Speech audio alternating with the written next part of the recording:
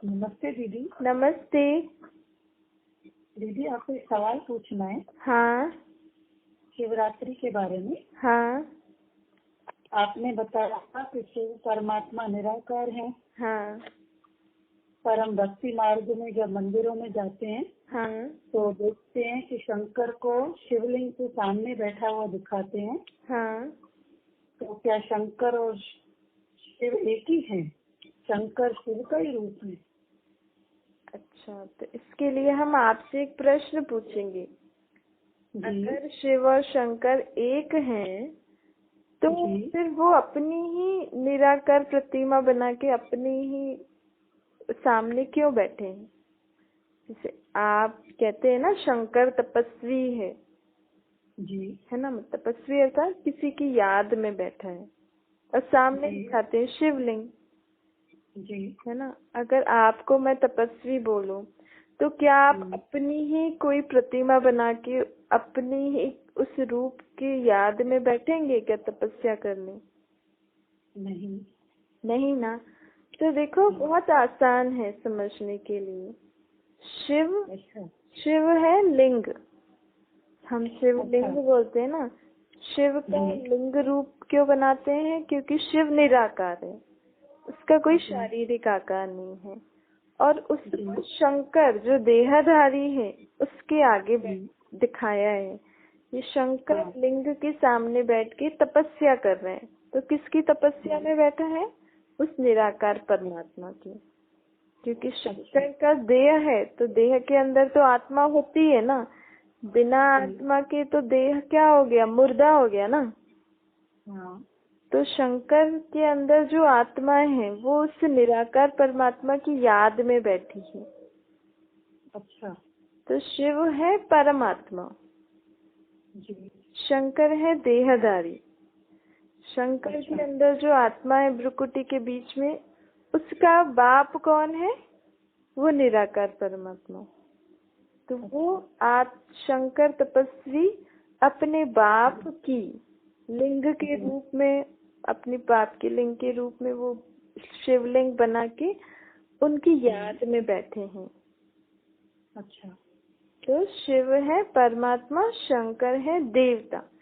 शंकर है आकारी देवता, ठीक है। अच्छा वो है रचना, और शिव है निराकार रचयिता। अच्छा जिसे कहते हैं ना, शिव परमात्मा रचयिता है और हम जी सब उनकी रचना है। उसमें से एक रचना शंकर की भी है। अच्छा देखो, भक्ति मार्ग में हम क्या गाते हैं ना, ब्रह्मा विष्णु शंकर देवताए नमः। जी शिव, इन सबको देवता कहते हैं। फिर क्या कहते हैं? शिव परमात्माए नमः। हाँ तो अलग हो गया ना, शंकर जी देवताए नमः, शिव जी परमात्माए नमः। तो ऐसे जी शंकर है देहधारी, लेकिन उनकी अच्छा कौन सी देह है? सूक्ष्म देह, लाइट का शरीर होता है उनका। उनका वो अच्छा सदैव सूक्ष्म लोक में रहते हैं। सूक्ष्म अच्छा लोक ये जैसे है अपना साकारी लोक। यहाँ पे हम आत्माओं के पास हड्डी मांस वाला शरीर है। शंकर अच्छा है आकारी देवता, जिसके पास लाइट के शरीर वाला शरीर होता है। इस सृष्टि चक्र से परे, चांद तारों से परे एक लोक है जिसको हम सूक्ष्म लोक कहते हैं।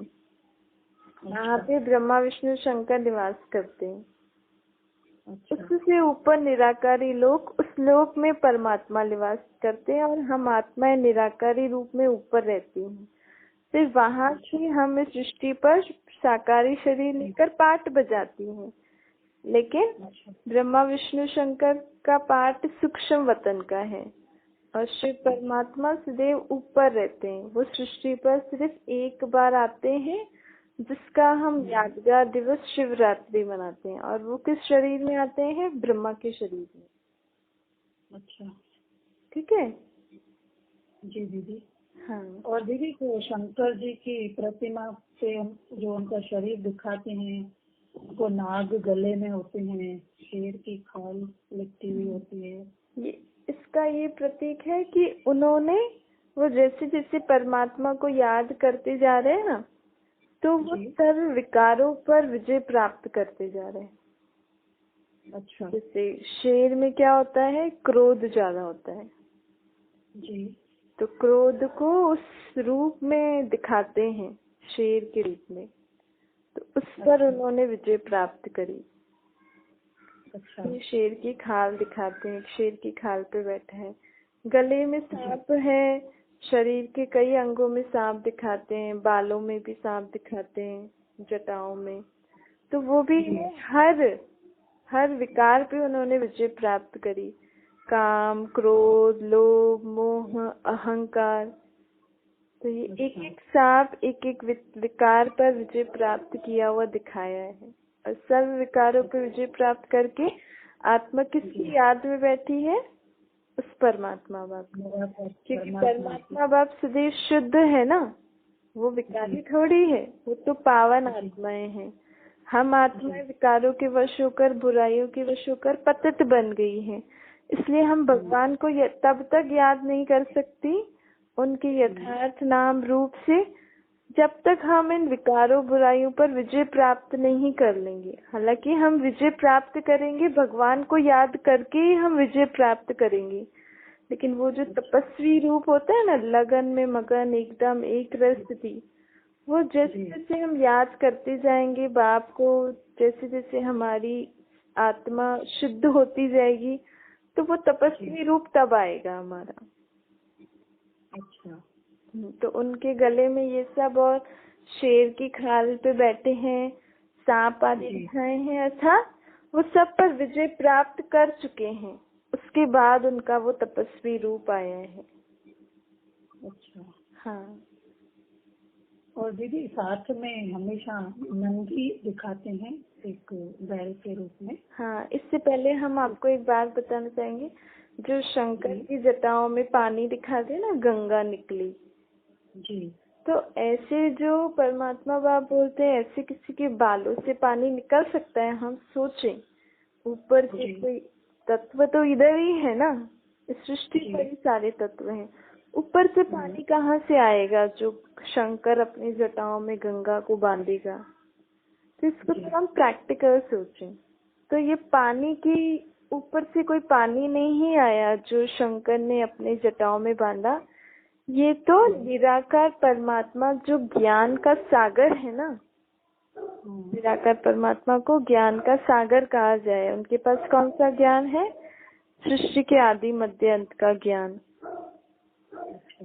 तो जब वह आत्मा परमात्मा इस सृष्टि पर ज्ञान सुनाने आई, तो शंकर की आत्मा ने वो सारा ज्ञान अपने आत्मा भ्रुकुटी के बीच में दिखाते हैं ना जी, तो उनकी आत्मा ने वो सारा ज्ञान समझा, जीवन में धारण किया।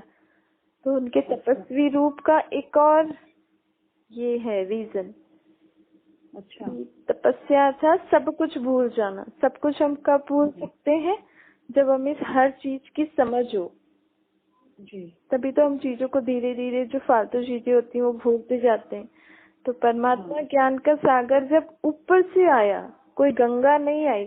पानी की गंगा हमें पावन थोड़ी बनाएगी, गंगा को पतित पावन कहते हैं ना जी, पर अभी तक इतने लोग, कितने करोड़ों लोग दिन प्रतिदिन मेले आदि लग रहे हैं, स्नान आदि कर रहे हैं, पावन तो कोई बना नहीं है। और भी दुनिया में पाप बढ़ते जा रहे हैं। तो ये परमात्मा ज्ञान का सागर, पतित पावन परमात्मा जब ऊपर से नीचे आए जी, तो उनके ज्ञान से आत्माएं पावन बनी। अच्छा, तो आत्मा तो शरीर के अंदर होती है ना, पानी में तो स्नान करेंगे तो शरीर की मैल उतरेगी, लेकिन आत्मा पे जो पाप कर्म चढ़े हुए हैं, जो विकार हैं, उनकी धुलाई कब होगी? जब वो ज्ञान को सुनेगी, समझेगी, निराकार परमात्मा को, अपने को आत्मा समझ के निराकार परमात्मा को याद करेगी, तभी ही आत्मा पावन बनेगी। तो शंकर की आत्मा ने भी ये सब ज्ञान संधारण कर अपने आप को पावन बनाया, अपने आप को बाप को याद करके अपने आप को निर्विकारी बनाया और वो तपस्वी रूप धारण किया। अच्छा, तो ये जो ऊपर से गंगा बालों में से निकली, ये असल में है उनके भ्रुकुटी के बीच में जो आत्मा है उसने इतना ज्ञान धारण किया कि पूरे विश्व तक हो गया। फिर जाके उनका तपस्वी रूप बने। अच्छा, ठीक है। हाँ, अब आप नंदी का पूछ रहे थे ना, देखो उसके लिए दिखाते हैं, कहते हैं शंकर शिव, शिव के शिवलिंग के आगे नंदी दिखाते हैं ना जी। फिर कहते हैं शिव की सवारी है। लेकिन देखो शिव बाबा के पास अपना रथ नहीं है, इसलिए उनको बैल दे देते हैं ना, मंदिर में बैल रख दिया है। तो बाबा कहते हैं कि मैं तो आत्मा हूँ ना, मैं तो रूह हूँ, तुम रूह का बाप हो। तो मेरी शिव जयंती भी मनाते हैं जी, है ना। शिव जयंती मनाते हैं तो मैं सृष्टि पर आया होऊंगा। अगर मैं नंदी की सवारी लेकर आऊं, नंदी के भ्रुकुटी के बीच में बैठकर आऊं, तो तुमसे मैं बात कैसे करूंगा। अगर नंदी की भ्रुकुटी पे बैठ के शिव बाबा आए तो आप पहचान सकोगे उनको? नहीं। आप उनको अपने घर में बिठाओगे? नहीं बिठाओगे ना। तो वो तो ज्ञान का सागर है, तो नंदी के बैल में आकर हमें ज्ञान कैसे सुनाएंगे। वो तो पतित पावन है ना, तो पतितों को पावन करने वाला नंदी के शरीर में आएगा तो कैसे पावन बनाएगा। पावन बनाने के लिए तो समझ देनी चाहिए ना कि कैसे हम पतित बने, कैसे हमें पावन बनना है। तो परमात्मा को ये तो रख दिया है उन्होंने, लेकिन परमात्मा नंदी के शरीर में नहीं, बैल के शरीर में नहीं आता है। परमात्मा ब्रह्मा के तन में आता है। अच्छा, तो ये हमें समझना चाहिए। भक्ति पारक में कई ऐसी बातें हैं जो हम बिना समझे करते रहते हैं। हमारे बड़ों ने किया, हम भी ऐसे कर रहे हैं, लेकिन जब तक हम समझेंगे नहीं तो उसको उस महत्व से हम अपने जीवन में इतने महत्व से मना नहीं सकेंगे ना। तो परमात्मा बाप कहते हैं मैं ब्रह्मा तन में आकर तुम आत्माओं को पावन बनाता हूँ, तुम आत्माओं को ज्ञान सुनाता हूँ। परमात्मा की मुख्य ये 2 महिमाएं हैं, बाकी तो बहुत है। पतितों को पावन बनाने वाला है और ज्ञान का सागर है। ज्ञान सुना के नई दुनिया की स्थापना करता है। अच्छा, ठीक है। ठीक है दीदी। हाँ, एक शिव को सदा शिव बोलते हैं ना, देखो। तो शिव को सदा शिव क्यों बोलते हैं? क्योंकि शिव सदा ही कल्याणकारी है। लेकिन शिव बाबा सदा ही कल्याणकारी कैसे बनेंगे? जब हम उनका यथार्थ जो हमने आपको बताया कि शिव बाबा कौन है, उनका नाम, रूप, उनका धाम कौन सा है, वो कब आते हैं, क्या करते हैं, हम उनको भोलेनाथ क्यों बोलते हैं, सब बताया ना हमने आपको। वो उन पे दूध क्यों चढ़ाते हैं, बेलपत्र क्यों चढ़ाते हैं, अक्क धतूरा क्यों चढ़ाते हैं, बूंद बूंद का क्या महत्व है, जागरण व्रत का क्या महत्व है, शिव और शंकर में क्या मंत्र है।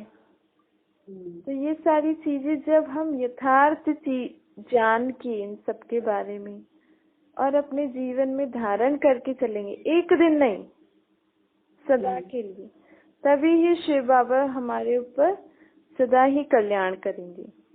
शिव बाबा तो हमारे ऊपर सदा कल्याण करने के लिए तैयार हैं, लेकिन हम भी तो लेने के लिए तैयार होने चाहिए ना।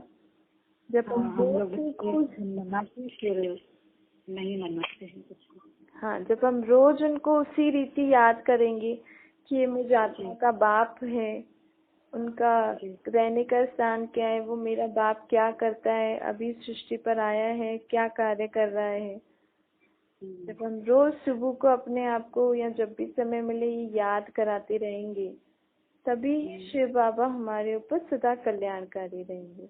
इस पर शिव जयंती जब मनाए तो इस रीति मनाना, और एक दिन नहीं, जब हमारा जन्म हुआ है, ये जो शिवरात्रि है अर्थात जो शिव जयंती है, देखो बाप ने खुद भी आए और हमें भी जगाया। तो हम भी अब पुराने जीवन से मर के नए जीवन में आ गए ना। अब मैं जी। आत्मिक रूप में स्थित होकर जीवन जीऊंगी तो नया जीवन हो गया। हाँ। मेरा कर्तव्य भी वही है जो मेरे बाप का कर्तव्य है, तो जीवन जी। बदल गया। हम्म। हम भी शिवरात्रि को अपना जन्मदिन के रूप में मनाएं, उसकी खुशियों में मनाएं और सदा के लिए खुश रहें कि हमारा बाप सृष्टि पर आया है। हमें रोज हर समय उनके साथ ही रहकर हर कर्म करना है। अच्छा। 5000 साल में एक बार परमात्मा हमारा बाप सृष्टि पर आता है, तो हर सेकंड उनके साथ रहना चाहिए ना। जी बिल्कुल। कर्म करो, धंधा डोरी करो, लेकिन किसके साथ करना है? परमात्मा के संग रहकर। हाँ, और कौन करेगा? मैं आत्मा। हाँ, मैं आत्मा। ठीक है। जी दीदी। ठीक है। Thank you. Thank you.